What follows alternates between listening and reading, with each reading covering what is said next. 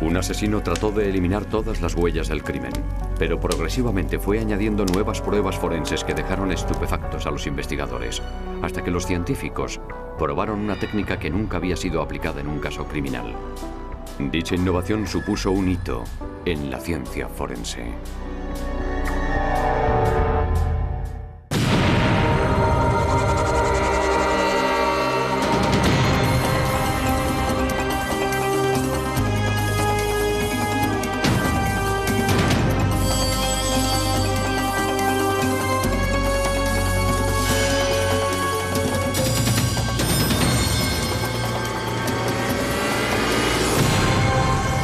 Crímenes imperfectos.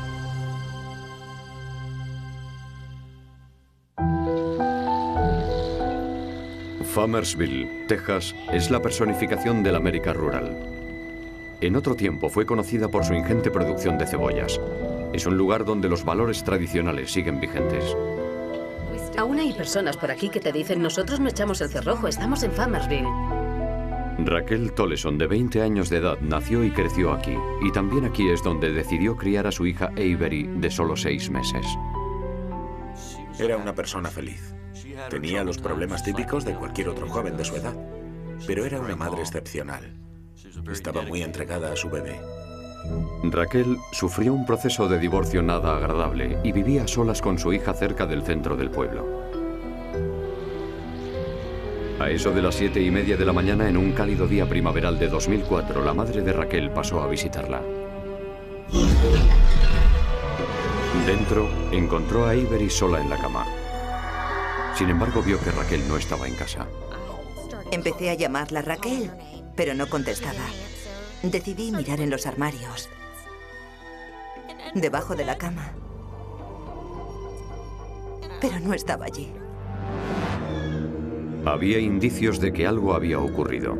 La cama había sido desplazada, el cabecero estaba inclinado hacia adelante y la mesita de noche separada de la pared. Sin embargo, el bolso y el coche de Raquel seguían allí. En el suelo de la cocina había una posible pista. Se trataba de la solicitud de divorcio de Raquel. Y sobre ella, la huella de un zapato, como si alguien la hubiera pisado al salir. Eso indicaba que alguien más que Raquel estuvo en la casa la noche de su desaparición. La madre de Raquel llamó a su ex yerno Andrew Toleson para ponerle al corriente de la situación. Le dije: Andrew, no encuentro a Raquel, no la veo por ninguna parte. Me contestó que en ese momento no podía abandonar su trabajo. La policía interrogó a todos los habitantes del pueblo que pudo y organizó una partida de búsqueda por todos los campos y pastizales posibles. La búsqueda fue intensa. La reacción fue inmediata en toda la zona. En quads, en coches todoterreno, a caballo, a pie. Fue una respuesta masiva. Durante 5 días, la búsqueda continuó sin encontrar rastro alguno de Raquel. Honestamente, creo que había mucha gente que no conocía muy bien a Raquel. Por eso pensaron, habrá decidido desaparecer voluntariamente. Yo la conocía bien. Jamás se le ocurriría abandonar a Avery. No la dejaría sola ni un segundo. Vamos, que ella era la razón de su existencia. La quería a raudales. Entonces, un hombre que paseaba por el campo a unos 15 kilómetros de la casa de Raquel descubrió los restos carbonizados de una joven. Una comparación dental confirmó que la víctima era Raquel Toleson. A unos 150 metros de donde hallaron el cuerpo había una hondonada, un descampado con trozos de tronco de árbol. Encontraron lo que parecían ser restos de una hoguera. Yo había pasado muchas horas junto a su madre. Ese día tuve que regresar e informarle de que habíamos encontrado el cadáver, pero que ella no podía verlo, no podía realizar la identificación de su hija, no podía abrazarla ni despedirse de ella. Fue muy duro. No sé, se me paró el corazón. Simplemente no podía creerlo. Necesitaba una confirmación. No sé, no sabría qué más decir. Las investigaciones fueron difíciles. El asesino había quemado el cadáver de Raquel para eliminar las posibles pistas. Pero la policía sabía por dónde empezar, interrogando a su ex marido, Andrew Tollefson.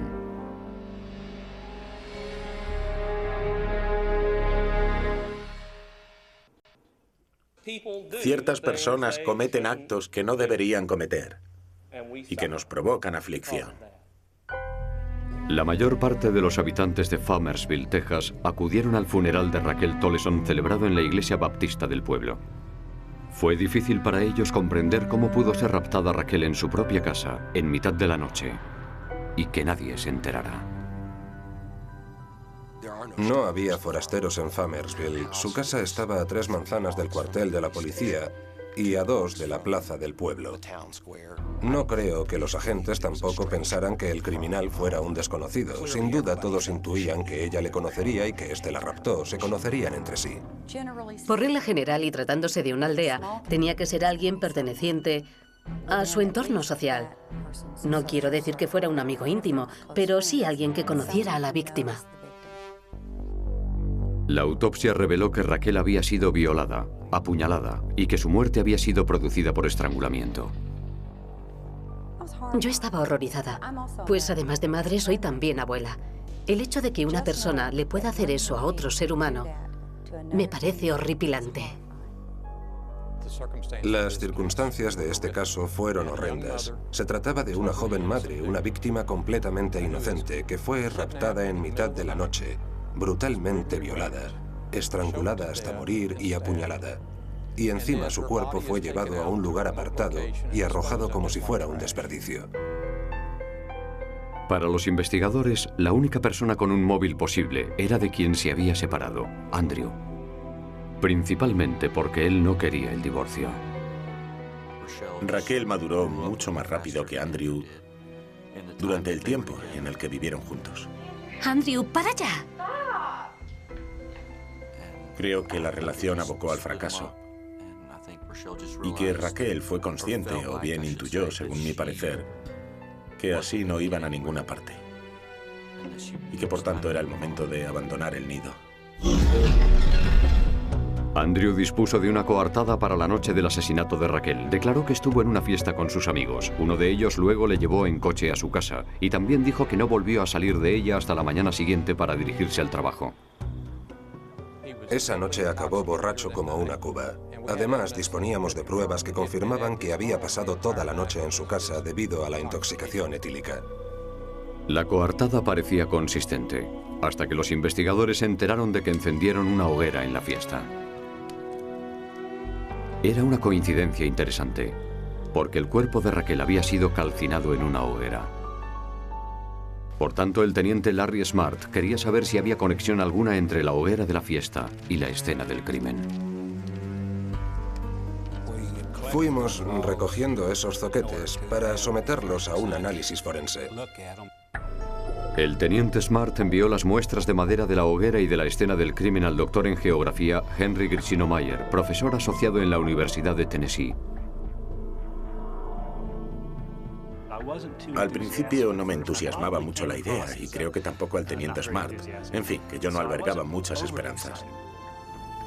Con un simple vistazo, el doctor Grissino Mayer supo que la madera de ambas muestras era de aromo. Este árbol, parecido a la acacia, es extremadamente común en zonas desérticas y a menudo se utiliza en las barbacoas. Arde despacio y apenas produce humo.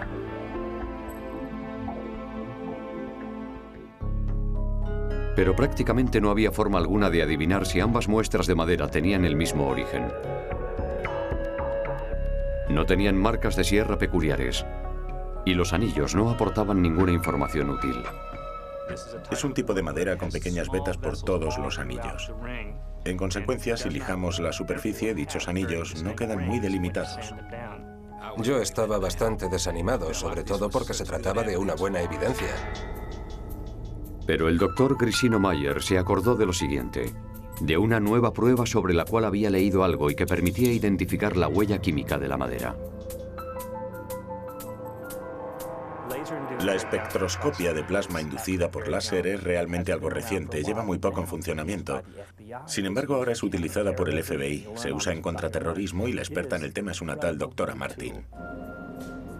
envió las muestras de madera a la doctora Madhavi Martin del Laboratorio Nacional de Oak Ridge, Tennessee. Colocamos la madera debajo del haz de luz del láser y provocamos una chispa en la superficie de la muestra. Todos los elementos, hidrógeno, nitrógeno, oxígeno, carbono, aparecieron al instante.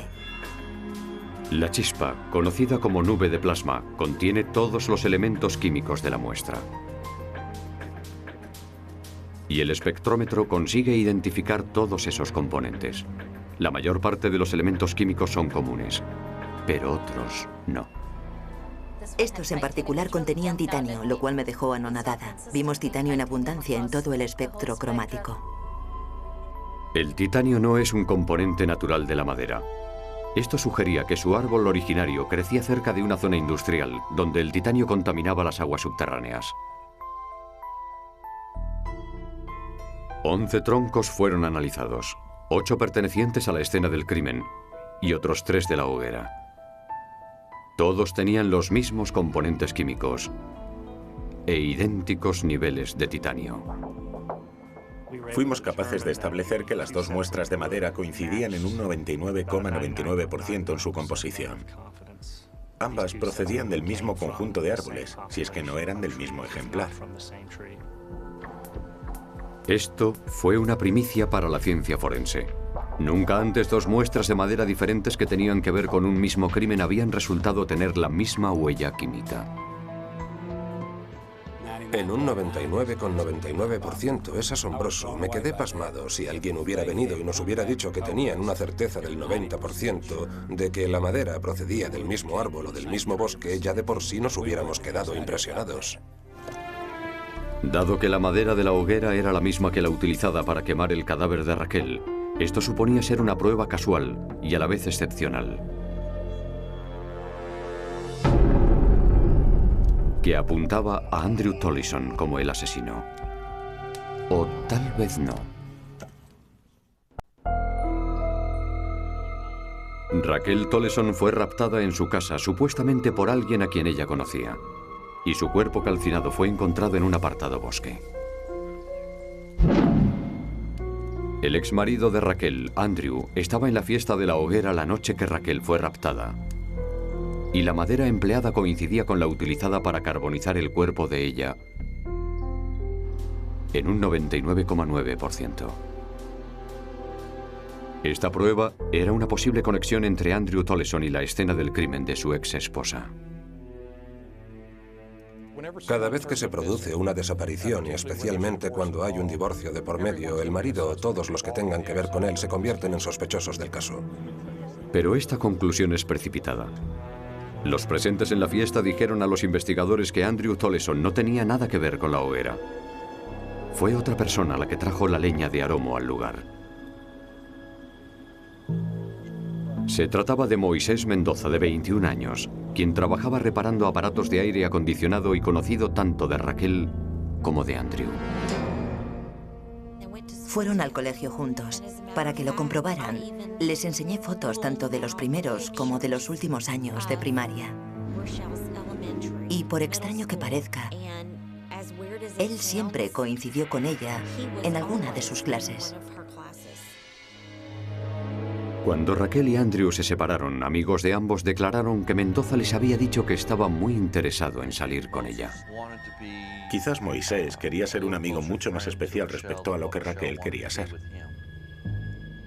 No hay pruebas que atestiguen que ambos salieran juntos, pero al tener amigos comunes, se vieron a menudo en fiestas o en otras reuniones sociales. Todo parecía pura inocencia hasta que la policía indagó en el pasado de Mendoza. Moisés Mendoza tenía una gran cantidad de antecedentes policiales. Había cometido 2 robos con agravantes y además había intentado secuestrar a varias jóvenes de Dallas, todos con resultados infructuosos. Mendoza estaba en libertad bajo fianza por uno de estos delitos cuando Raquel desapareció. En un registro de su casa se encontraron un par de botas. Estaban manchadas de hollín y olían a gasolina. Para ver si la huella de estas botas coincidía con la dejada en casa de Raquel, los investigadores las enviaron a un analista forense, Michael Villarreal.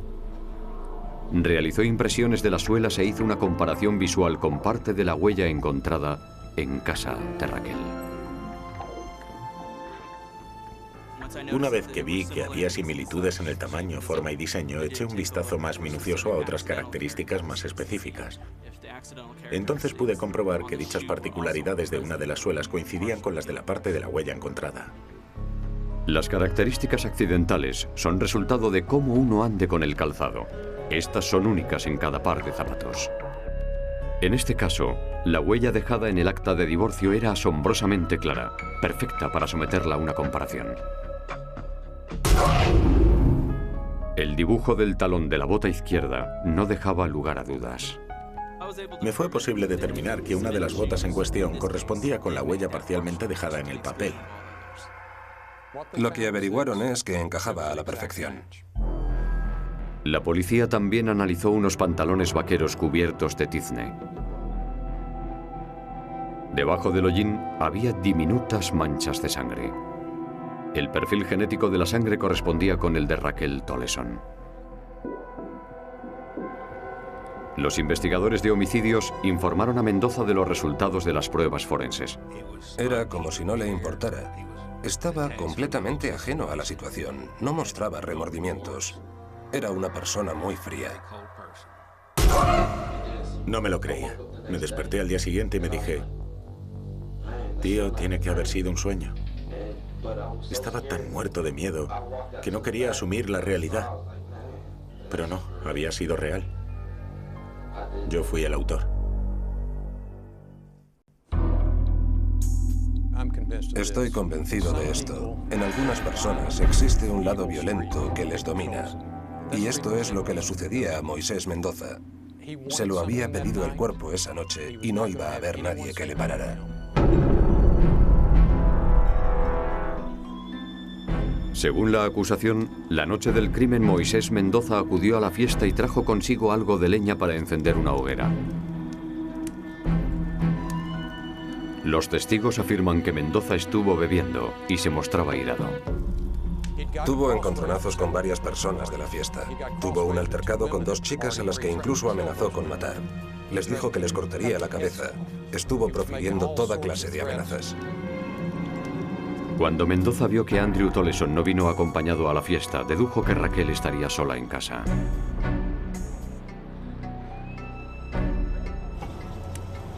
Dejó la fiesta a eso de las 2 de la mañana y las pruebas sugieren que se dirigió en coche a casa de Raquel. Hola, Raquel. Hola, Moisés. ¿Qué te trae aquí a estas horas? No está muy claro qué excusa le dio para poder entrar, pero las pruebas indican que se produjo un forcejeo. La petición de divorcio de Raquel cayó al suelo, pisándola Mendoza con su pie izquierdo, prueba fehaciente de que él estuvo allí. Dónde llevó a Raquel a continuación permanece incierto, pero las pruebas forenses dan a entender que la violó, la apuñaló y luego la estranguló hasta morir. Se encontró sangre en los vaqueros de Mendoza que coincidía con el ADN de Raquel. A continuación, echó mano de madera de aromo para prender una hoguera en un apartado bosque, en un intento por eliminar todas las pruebas del asesinato. Mientras trataba de deshacerse de algunas pruebas forenses, involuntariamente él estaba generando otras, que sirvieron para establecer una conexión entre Mendoza y la escena del crimen. Los forenses lo identificaron con el mismo árbol, no con los árboles de una zona o de una misma especie, sino con un único árbol. Estos son los resultados a los que estamos acostumbrados en análisis de ADN en humanos, pero no en árboles o vegetales. 3 meses después de la muerte de Raquel, Mendoza fue juzgado y declarado culpable de asesinato en primer grado. Fue sentenciado a la pena capital. En realidad, fue él mismo quien se condenó a muerte la noche que fue a aquella casa, violó a esa joven madre y puso fin a su vida sin mostrar compasión alguna hacia ella, su hija o su familia. Sé que no debería decir esto, pero si por mí fuera, su condena hubiera sido aún peor. Y cuando digo peor me refiero a que lo torturaran. Porque en mi opinión, la pena de muerte es un gran alivio para él. Los padres de Raquel se han hecho cargo de su nieta Avery. Y están agradecidos a que unos ingeniosos detectives encontraran una solución científica que ellos desconocían. Y que además esos investigadores no cejaran en su empeño, en el sentido de todo puede ser posible. Los resultados son un hito en la historia forense. Es asombroso que la tecnología actual pueda ser capaz de todo eso. Cuando a uno le hablan acerca de las pruebas forenses, piensas que eso no puede ser verdad. Me parece que es muy alentador para las conciencias de muchas personas saber que pueden lograr todo eso. Es extraordinario lo que consiguen en la actualidad. Siempre he tratado de convencer a los detectives novatos de que tienen que estar en estrecho contacto con los científicos y con la nueva tecnología aplicada a nuestro ámbito, porque ese es el futuro para hacer cumplir la ley, para la ciencia forense, si es que no es ya realidad.